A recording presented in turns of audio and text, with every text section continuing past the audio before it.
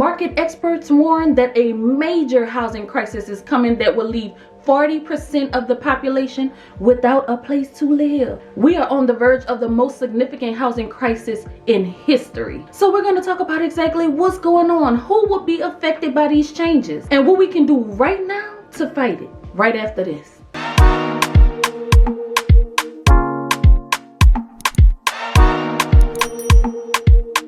What's up, guys? This is Monique and welcome back to the channel. I am back with the news that you can use, but first, if you are new here, hello, bonjour, hola, konnichiwa, shalom. Thanks so much for stopping by, but don't just be a stranger. Go ahead, hit that subscribe button and join the family. And also, do me a huge favor and like this video because your like helps to get this info out to more people and we definitely need it. So I was just scrolling the internet and I came across this video with Jeff Sika, and he is a housing market expert, and he was saying that a lot of people may be without a place to live really soon. One of the biggest problems amongst all the problems that we have going on right now that we are seeing is actually in the housing market. And when you hear that, you would think, oh, a lot of people are having problems buying houses.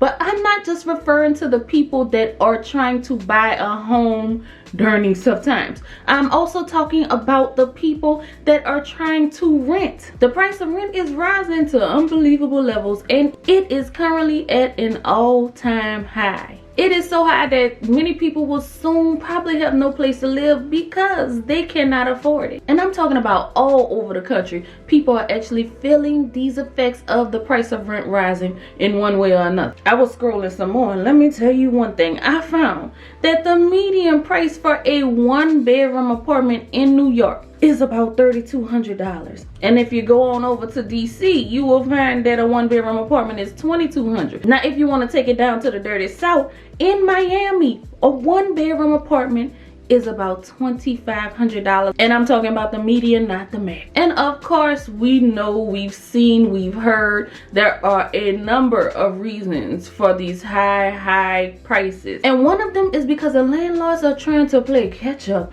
with the losses that they had from the eviction moratorium that went forward during the pandemic, where people were actually unable to be evicted and were living rent free. And when we say things like rent free, yes, it is free to them, but guess who's eating up some charges?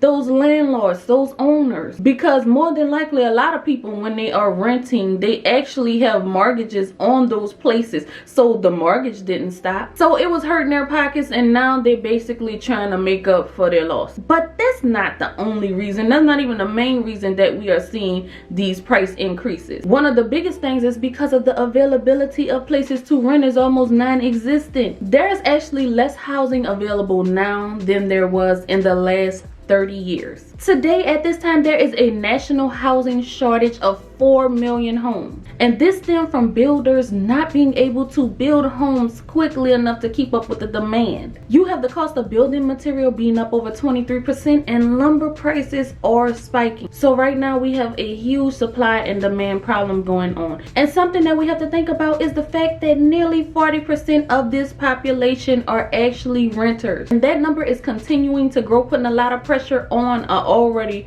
weak market. And another thing that this is actually doing between renters is creating bidding wars. Now, that's something that you would think would only happen with people that are trying to buy houses, which people are actually offering well over what the asking price is just to be able to buy a house. Now, this same thing has crossed on over into the world of renters. Some places are seeing over a dozen applications for good rental properties, and those renters are actually offering more than what the rent costs. Some people are even offering more to put down on a security deposit just to have somewhere to be able to lay their head. And of course, you're going to have different places seeing more demand than others, especially in the big cities, up in New York, down in Miami, and other places in Florida, over in California, some cities there. And even in Phoenix, Arizona, it said that people are seeing an increase in rent of $800. But you know, one of the big problems that not a lot of people are actually talking about is the fact that while rent and the price of houses and the price of lumber and the price of everything is going up,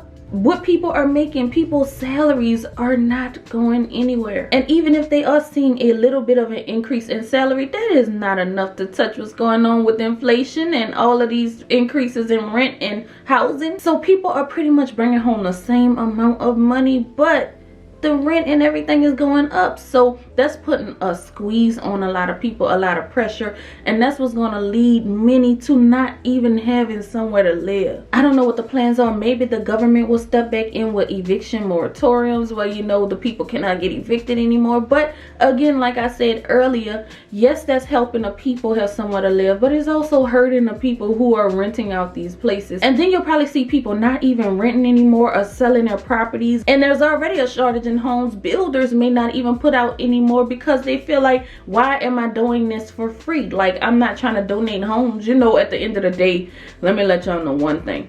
It's all about business and people want their money. But one thing at this point people may have to start doing is looking into buying a home. That may be the best option for some. And I say some because this article right here says that 61% of renters are unable to buy a home in their city.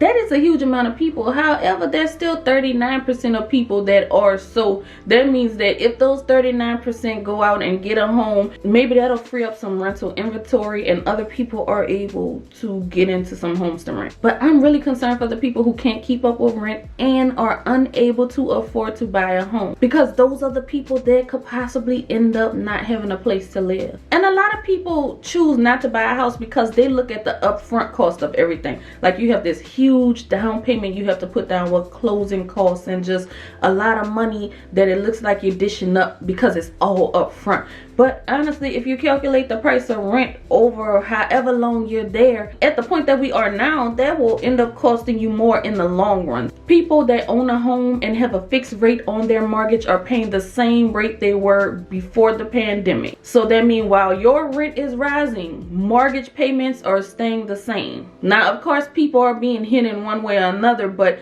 that's one thing that they do not have to worry about. So that may be something that a lot of people have to consider. Even with the price of homes being up as well, it may be a better choice. But other than that, I think many people may end up moving back in with family, or some families may come together and rent a place together because they can't afford to do it on their own. So it's a big issue going on right now, but I do believe that things will work out one way or another. I'm having faith. I am believing that we will be all right. I am on this financial journey trying to absorb and learn as much as I can. And as I learn stuff, as I find out interesting things, I like to come and share it with you so that you can be knowledgeable about what's going on too, and we all out here winning together, all right? But other than this, go ahead on and like this video for me, not because you like this bad news, but because it's going to help get it out to more people. Also, if you haven't subscribed, please do so. But other than that, I thank you so much for watching, and until next time, we are out. Peace.